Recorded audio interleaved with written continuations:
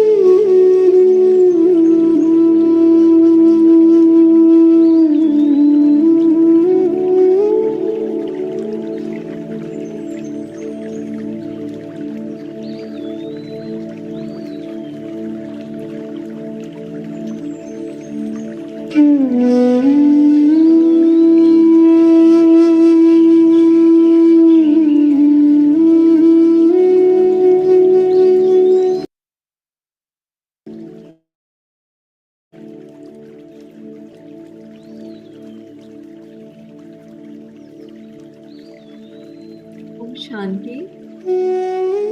Let's just sit in silence for some time before we begin today's reading. Thank you.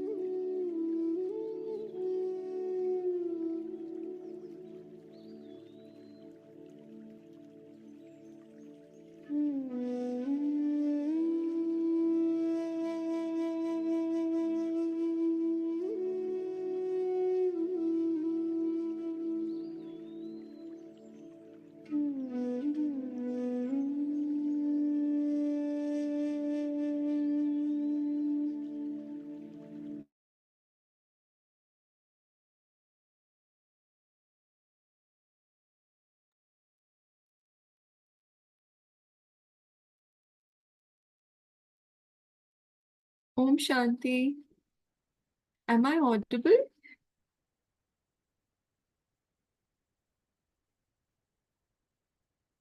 Okay, great. So kindly switch on your cameras if it's comfortable. So we'll begin today's reading.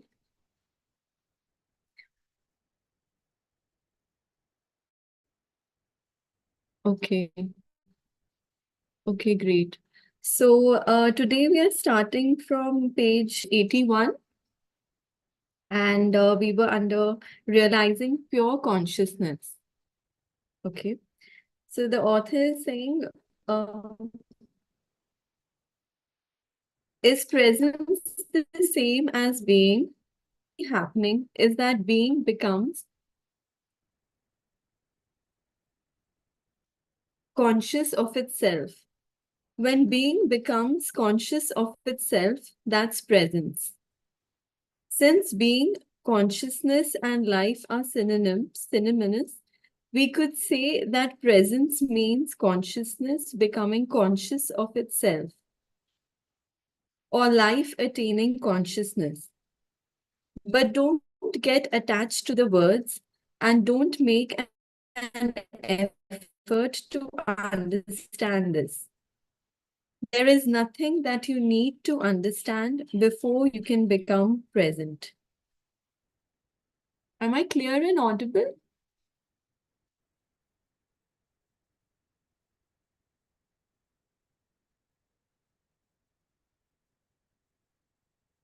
Okay, so let's continue. Um, so the seeker is saying, I do understand what you just said, but it seems to imply that being the ultimate transcendental reality is not yet complete, that it is undergoing a process of development. Does God need time for personal growth? So the author is saying, yes, but only as seen from the limited perspective of the manifested universe. In the Bible, God declares, I am the Alpha and the Omega, and I am the living one. In the timeless realm where God dwells, which is also your home, the beginning and the end, the Alpha and the Omega are one. And the essence of everything that ever has been and ever will be is eternally present in an unmanifested state of oneness and perfection, totally beyond anything the human mind can ever imagine or comprehend. In our world of seemingly separate forms, however, timeless perfection is an inconceivable concept. Here, even consciousness, which is the light emanating from the eternal source, seems to be subject to a process of development. But this is due to our limited perception. It is not so in absolute terms. Nevertheless, let me continue to speak for a moment about the evolution of consciousness in this world. Everything that exists has being, has God essence, has some degree of consciousness.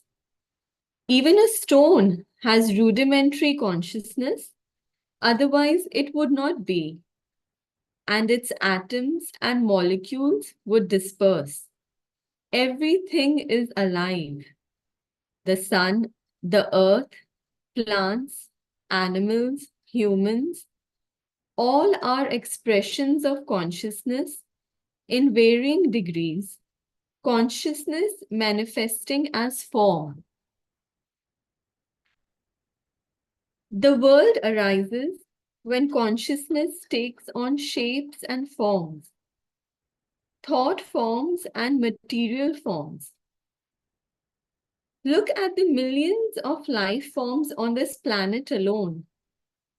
in the sea, on land, in the air, and then each life form is replicated millions of times. To what end? Is someone or something playing a game? A game with form?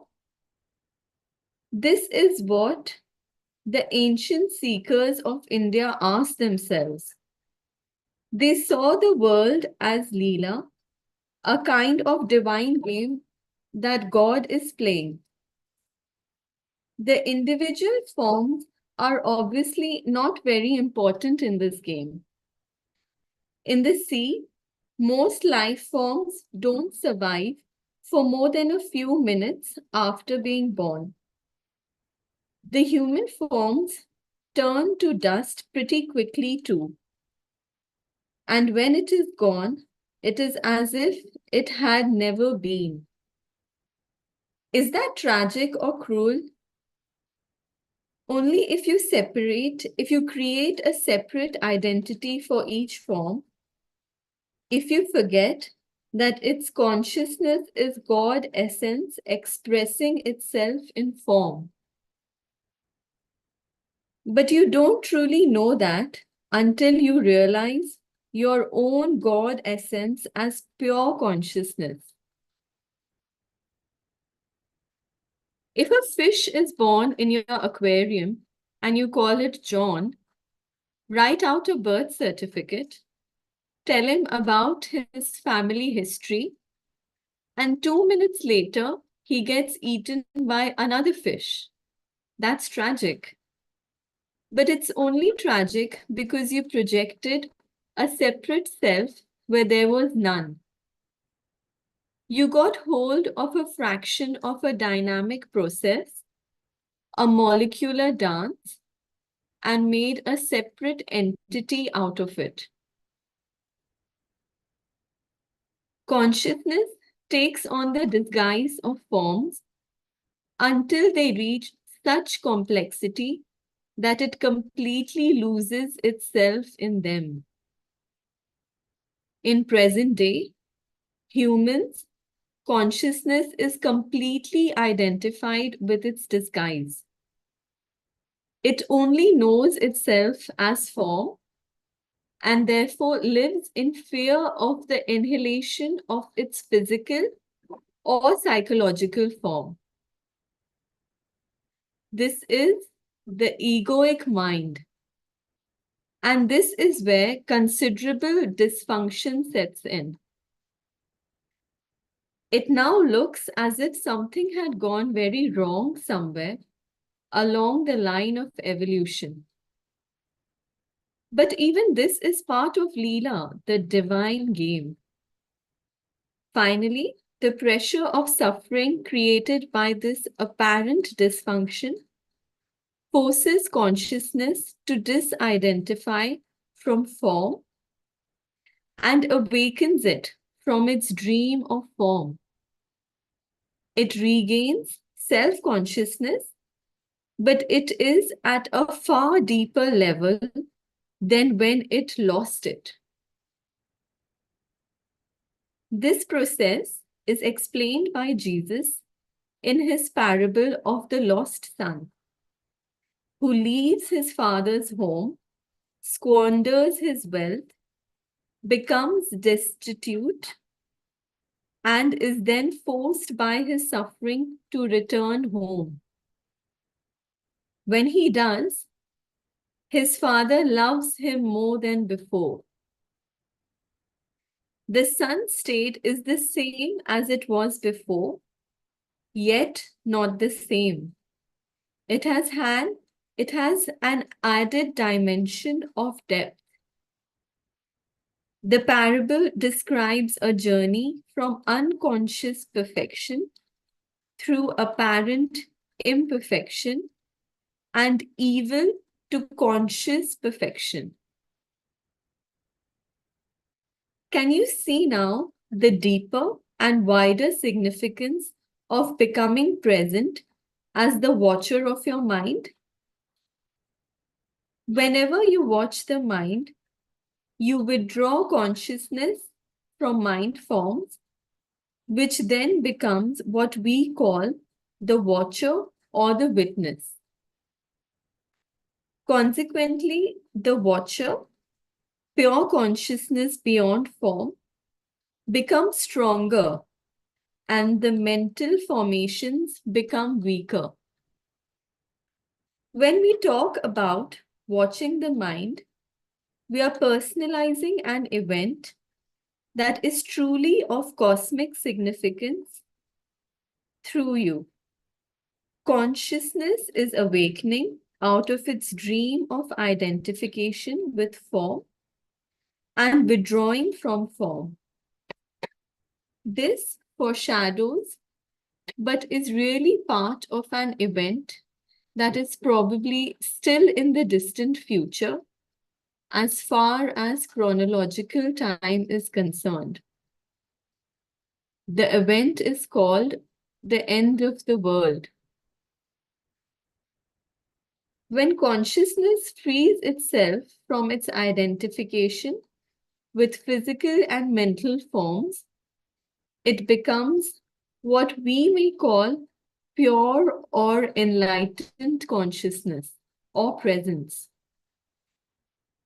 This has already happened in a few individuals, and it seems destined to happen soon on a much larger scale. Although there is no absolute guarantee that it will happen. Most humans are still in the grip of the egoic mode of consciousness, identified with their mind and run by their mind. If they do not free themselves from their mind in time, they will be destroyed by it. They will experience increasing confusion, conflict, violence, illness, despair, madness. Egoic mind has become like a sinking ship. If you don't get off, you will go down with it. The collective egoic mind is the most dangerously insane and destructive entity ever to inhabit this planet. What do you think will happen on this planet if human consciousness remains unchanged? Already, for most humans, the only respite they find from their own minds is to occasionally revert to a level of consciousness below thought. Everyone does that every night during sleep.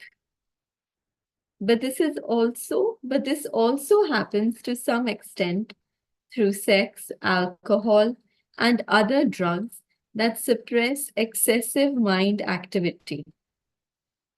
If it weren't for alcohol, tranquilizers, antidepressants, as well as the illegal drugs, which are all consumed in vast quantities, the insanity of the human mind would become even more glaringly obvious than it is already.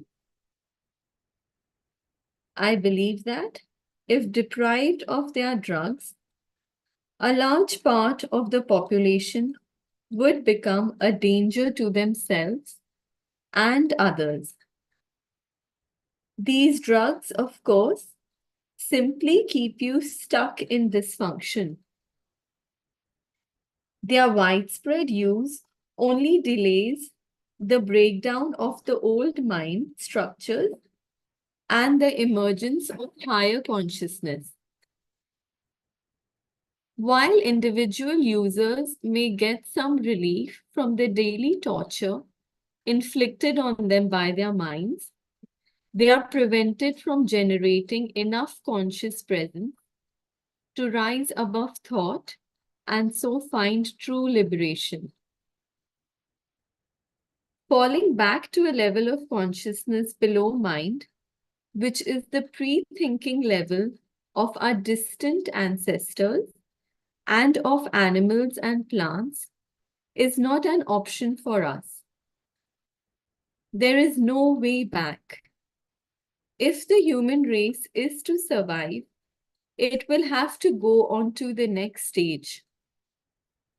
Consciousness is evolving throughout the universe in billions of forms.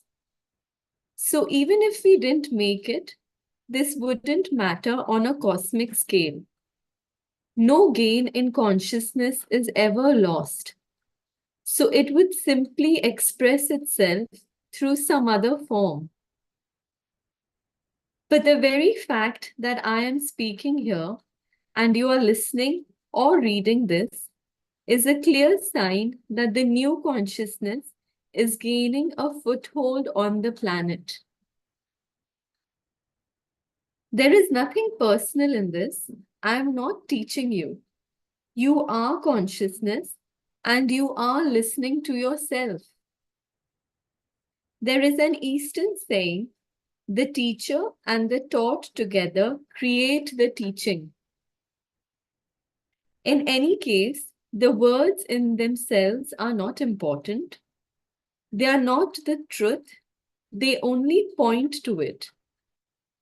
I speak from presence, and as I speak, you may be able to join me in that state. Although every word that I use has a history, of course, and it comes from the past, as all language does, the words that I speak to you now are carriers of the high energy frequency of presence, quite apart from the meaning they convey as words. Silence is an even more potent carrier of presence. So when you read this or listen to me speak, be aware of the silence between and underneath the words. Be aware of the gaps. To listen to the silence wherever you are is an easy and direct way of becoming present.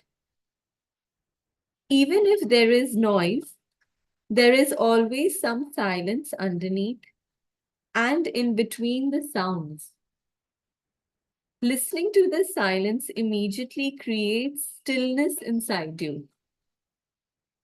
Only the stillness in you can perceive the silence outside. And what is stillness other than presence? Consciousness freed from thought forms. Here is the living realization of what we have been talking about. Christ, the reality of your divine presence. Don't get attached to any one word. You can substitute Christ for presence, if that is more meaningful to you. Christ is your God essence or the self, as it is sometimes called in the East. The only difference between Christ and presence is that Christ refers to your indwelling divinity, regardless of whether you are conscious of it or not, whereas presence means your awakened divinity of God essence. Many misunderstandings and false beliefs about Christ will clear if you realize that there is no past or future in Christ. To say that Christ was or will be is a contradiction in terms. Jesus was. He was a man who lived 2000 years ago and realized divine presence, his true nature. And so he said, before Abraham was, I am. He did not say, I already existed before Abraham was born. That would have meant that he was still within the dimension of time and form identity. The words I am used in a sentence that starts in the past tense indicate a radical shift, a discontinuity in the temporal dimension. It is a Zen-like statement of great profundity. Jesus attempted to convey directly, not through discursive thought, the meaning of presence, of self-realization. He had gone beyond the consciousness dimension governed by time into the realm of the timeless. The dimension of eternity had come into this world. Eternity, of course, does not mean endless time, but no time. Thus, the man Jesus became Christ, a vehicle for pure consciousness.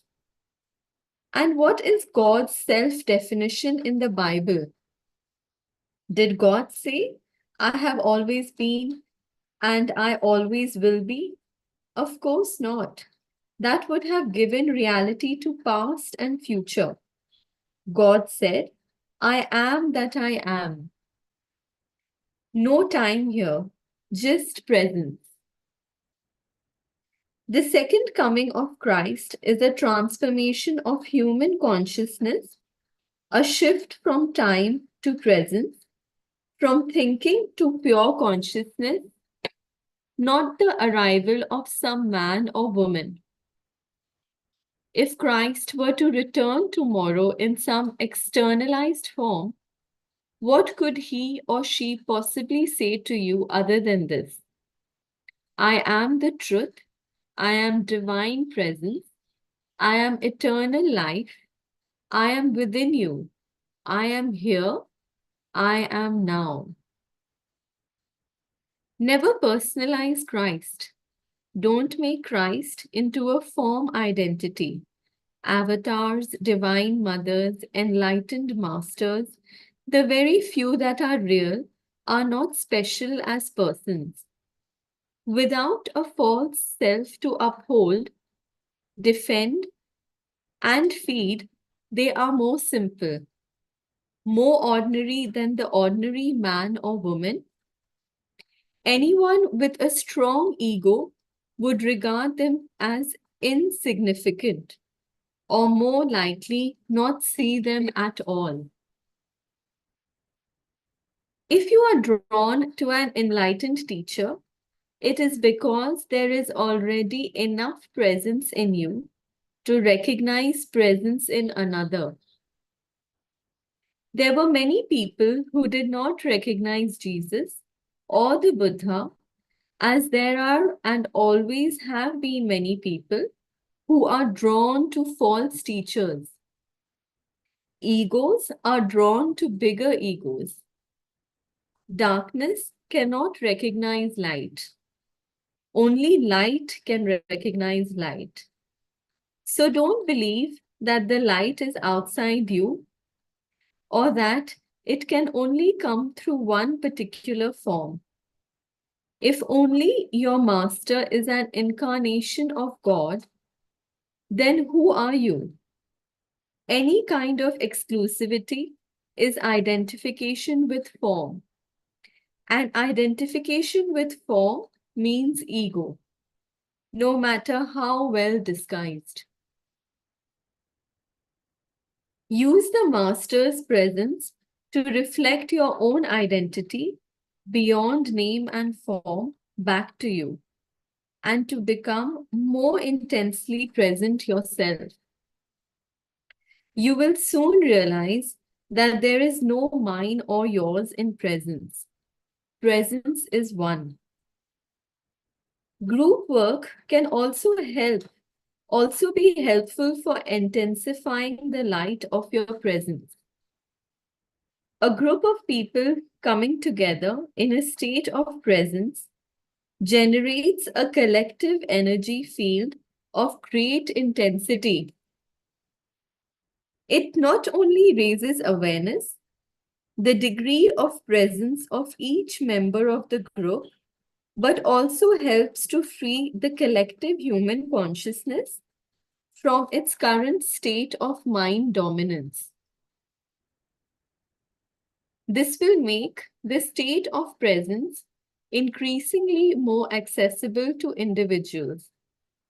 However, unless at least one member of the group is already firmly established in it, and thus can hold the energy frequency of that state, the egoic mind can easily reassert itself and sabotage the group's endeavors. Although group work is invaluable, it is not enough, and you must not come to depend on it.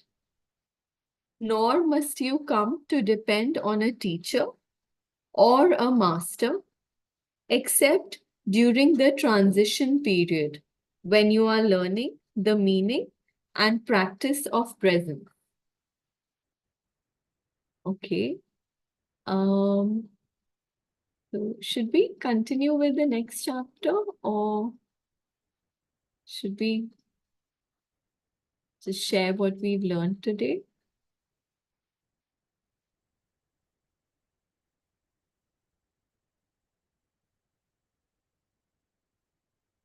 I guess we still have time. We can continue.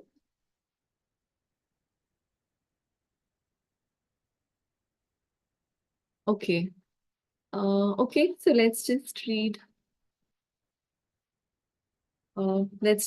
one more page, I guess. Okay. The inner body. Being is your deepest self. You spoke earlier about the importance of having deep roots within or inhabiting the body. Can you explain what you meant by that? The body can become a point of access into the realm of being. Let's go into that more deeply. I am still not quite sure if I fully understand what you mean by being. Water? What do you mean by that? I don't understand it. This is what a fish would say if it had a human mind. Please stop trying to understand being. You have already had significant glimpses of being, but the mind will always try to squeeze it into a little box and then put a label on it. It cannot be done. It cannot become an object of knowledge.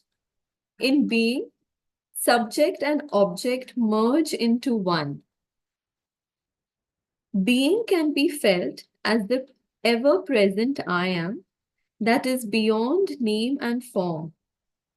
To feel and thus to know that you are and to abide in that deeply rooted state is enlightenment. Is the truth that Jesus says will make you free? Free from what? Free from the illusion that you are nothing more than your physical body and your mind. This illusion of the self, as the Buddha calls it, is the core error.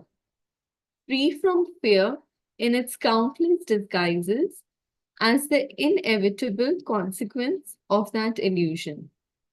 The fear that is your constant tormentor as long as you derive your sense of self only from this ephemeral and vulnerable form, and free from sin, which is the suffering you unconsciously inflict on yourself and others, as long as this illusory sense of self governs what you think, say, and do. Okay, so I think we'll finish off here today.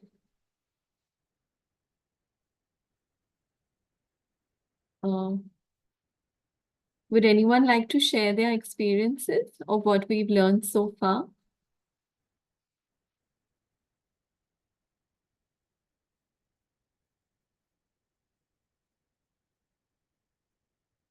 Anyone? Okay, Rajiv ji has raised his hand.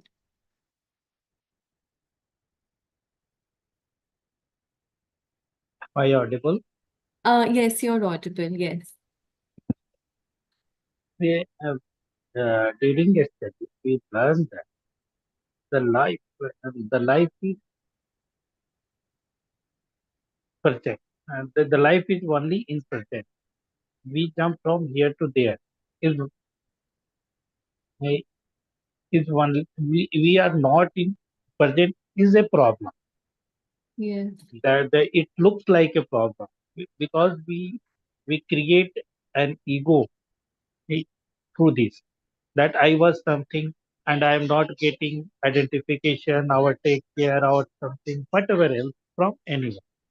We need to validate our peace and anything from someone because we are searching peace from another one. We don't feel that it is within us. Once we start feeling that it is within us and we can transmute to another. Yeah. Yes, I that's think, very true. Sorry, you want to continue? no, it's okay. It's just what crux I am saying. The word is saying that we move from here to there. We are not in present, not we didn't get anything because we are in past and not seeing that what he is saying, and we manipulate according to our comfort. That this word should be like that. It is a great. It is a great one. We all the world's ethics are same. Sufi and Jesus and anyone. They say us to be in present, and five things are here to maintain for those things. Yeah. Yes. Thank you so much for sharing your views. Thank you. Is there anyone who wants to share their experience, or should we move on to the questions?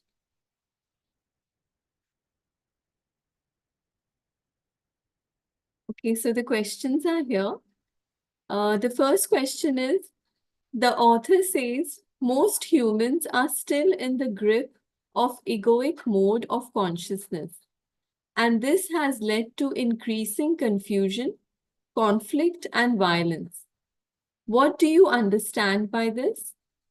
Can you correlate this to any practical scenario that you have observed in the society? So, who would like to answer?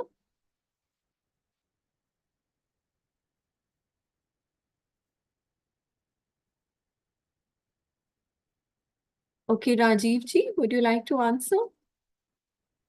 Because they are talking about the incident of China and that the to because took society was mm, suffering from uh, so many things, so they brutally killed millions of persons to become Mhm. in comfort. So they killed present to to bring them in a good condition. Yeah, Uh, the writers state in the previous. yes. Thank you so much. Um, so Rana ji wants to say something. I'll just Yes, Shanti. Om Shanti. Uh, Om Shanti. Thank you, sister. I Thank you. just want to share about the egoic mind. We are identifying our being with the egoic mind, which is causing a lot of conflicts and problems in the world, violence, etc. I will give an example that happened here in my region. But the egoic mind is acting like a sinking ship. So if we continue to be with it and identifying with it will make us fall down with it. So because of that, it's very important to know that the evolution of the consciousness is happening now. We get rid, we get out of the sinking fish, and we know sinking, ship, and begin our journey in our self-realization as a soul, as a yeah, as an identity beyond the form. Um, yes, and Yeah. concerning, there was a something here happens, an accident. Someone who has divorced from his wife, and he gets into a deeper level of unconsciousness, and he kills himself and his mother-in-law, because he considered that she was the reason for that. So increasing of violence because of this unconsciousness, and it is happening a lot. If one knows himself beyond this form and beyond this body, he will not do this for other. He will not harm himself and nor harm others. Thank you. Thank you. Thank you so much for sharing, sister. Yeah, that's really important to understand and start realizing the importance of meditation, understanding our true self, and all this. It's just very temporary. So the more we get involved in our outer circumstances, all these issues are increasing. So it is about time that we understand our true self, our true innate nature. So thank you so much, sister, for sharing. Thank you so much. Um, Seeraj ji wants to say something. Okay, just unmute.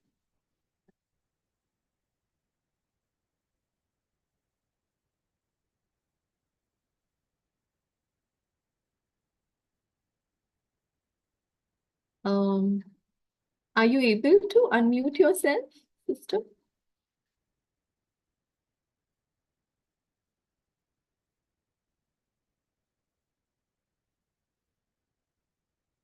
Okay, let's move on to the next question then. As suggested by the author, why are only certain people drawn to an enlightened teacher while others do not recognize them?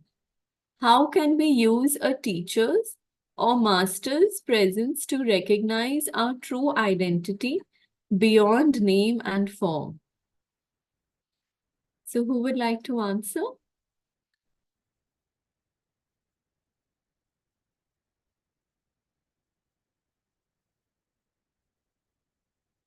Anyone would like to answer?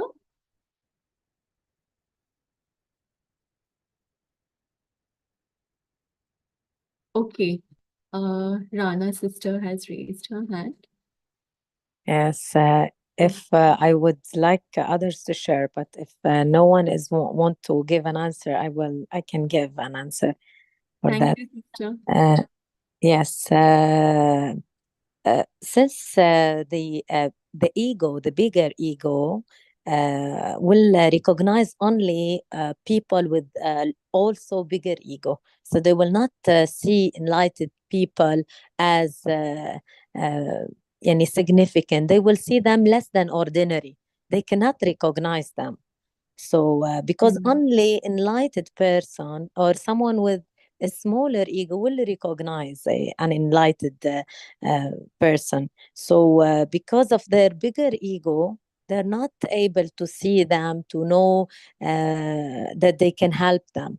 And of course, when a group of people are enlightened and they know their being beyond the mind and name and form, they can help each other. But also, the author says that we should not depend on them. We should Yeah. only in the transformation, it's okay, but later on, we should be helping ourselves, not depending on someone else. Yes, thank you.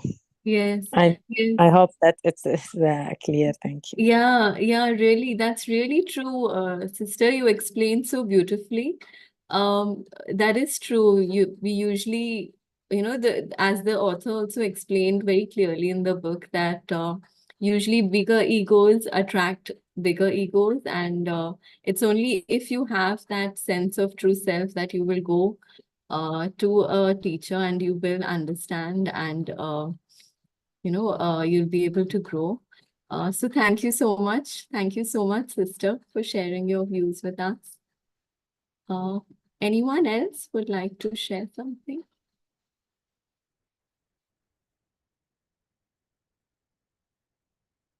Okay, so should we move on to the next question?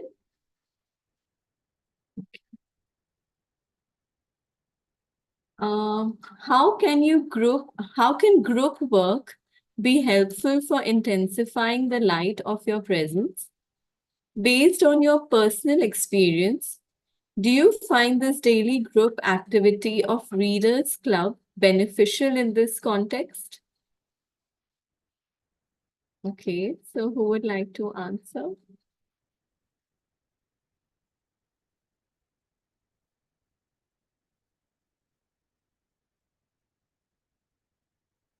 Anyone?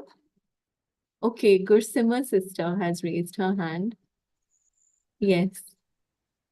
Good evening, Om Shanti. Om Shanti.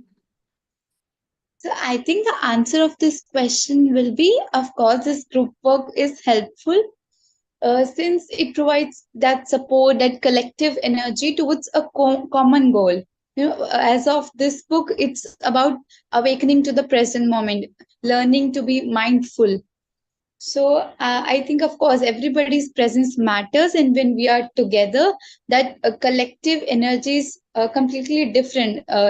If we compare to just individual reading of the book.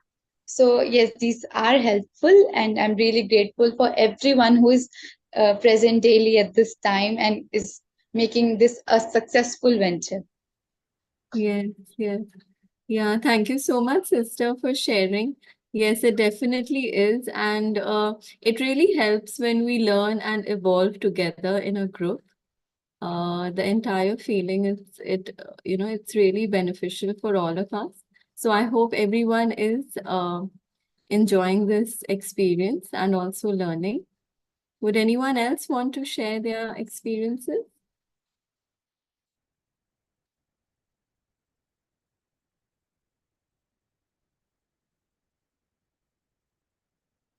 Anyone else wants to say something?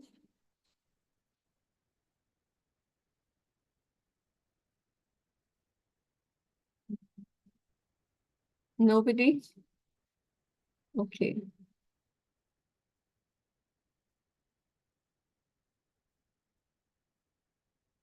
Um, okay, so should we end the session then?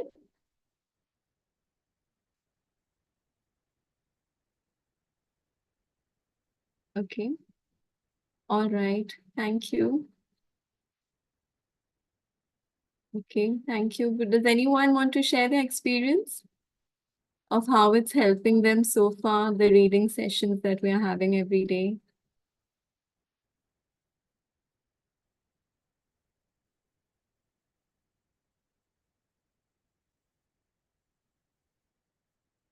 Okay. Rajiv ji has raised his hand. Okay, thank you. Uh, Actually, reading sessions really help us. It, draws, it gives us the opportunity to brought us into the present, and it also helps us like that. A burning log helps to burn together. After separation, it starts burning nicely. So, a, a guidance and a help is required. That's we are getting from you and all. And I am thankful to Siva Didi, who actually we met with her during a English class of another person. And during that, we discussed with her that I also aware about the brahmakumari and so on. She saved her number, and when she started this reading club with 5 groups, then she added me, and after that, I'm thankful to Professor Sevati and you and all. That's wonderful. Thank you so And much. Yes. Okay. Thank you so much. That's wonderful. Okay. Kiran's sister has raised her hand.